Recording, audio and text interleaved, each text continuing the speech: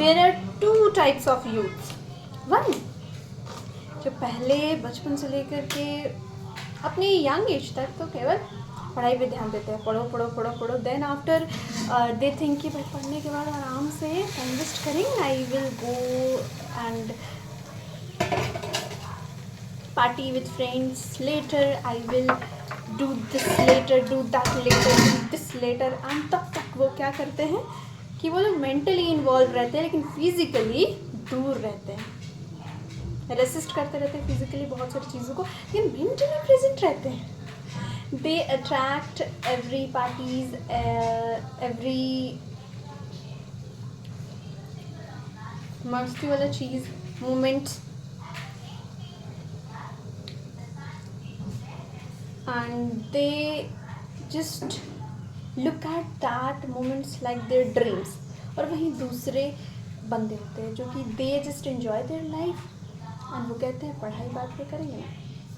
And after getting a saturation point both change, और you can say flip to the other side. मतलब कि अब तक जो पढ़ाकू बच्चे ये सोचते थे, मतलब जो भी ड्रीम की तरह देखते थे, they change to that moment, making it a reality for them in their life situations.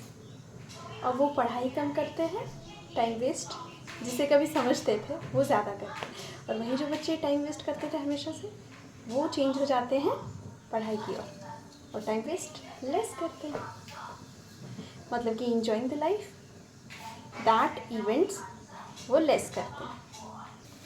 इस सामाजिक भाषा में कहा जाए तो अच्छे बच्चे बिगड़ जाते हैं और बिगड़े बच्चे सुधर जाते हैं. और इसी बीच में कईयों को आपका लवली अट्रैक्शंस में भी एंड लवली रिलेशनशिप्स में भी चले जाते हैं. बहुत लोगों के टूट जाते हैं, बहुत लोगों के बनते रहते हैं. तो एक सवाल था भाई, बहुतों का ये सवाल होता है कि क्या जो फर्स्ट रिलेशनशिप बनता है इन पढ़ाकू बच्चों का वो ट्रू रहता है या फिर फेक रहता है, या फिर ये लोग ठग लिए जाते हैं, या फिर क्या होता है. मतलब what is the resultant and what is the consequences. They are cheated कि भाई जो अच्छा खासा पढ़ाई वाला लाइफ था उसे छोड़ करके they are wasting time with someone, और they actually get something from it. What happens? The thing is that कि देखो भाई,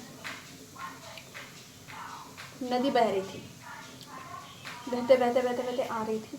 अब जिस भी ओशन के पॉइंट में वो सबसे पहले गिरेगी वहाँ वो क्या क्या एक्सचेंज करेगी.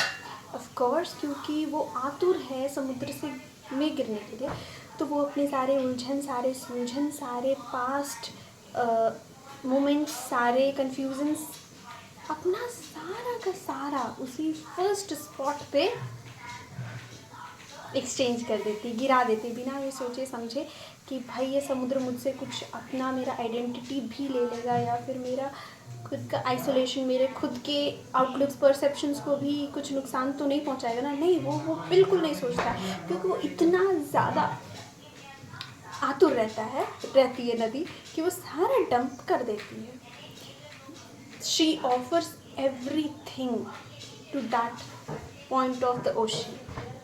और उसके बाद वो जब स्थिर हो जाती है गिरते गिरते, वो उसमें जब फ्लो आता है, कांस्टेंट कॉन्टिन्यूअस फेथ बनने लग जाता है, तब जा कर के वो आराम से अपने फ्लो को थोड़ा फैलाव देती है. मतलब अपने बहाव को एक पिन पॉइंट से थोड़ा एक्सटेंशन देती है. और इस एक्सटेंशन को देख करके कभी कभार ओशन को शक होता है कि भाई ये नदी मुझे छोड़ करके कहीं जा तो नहीं रही है. मतलब पहले तो यहाँ पर गिरती थी, पर वो उसका फैलाव क्यों हो रहा है, क्या वो बहक करके इधर या उधर तो नहीं चली जाएगी. No, it doesn't happens, it never happens. क्योंकि उसने भाई तपस्या की तरह उस सपने को संजोया था और उस रिलेशनशिप को किसी ड्रीम की तरह संजोया था.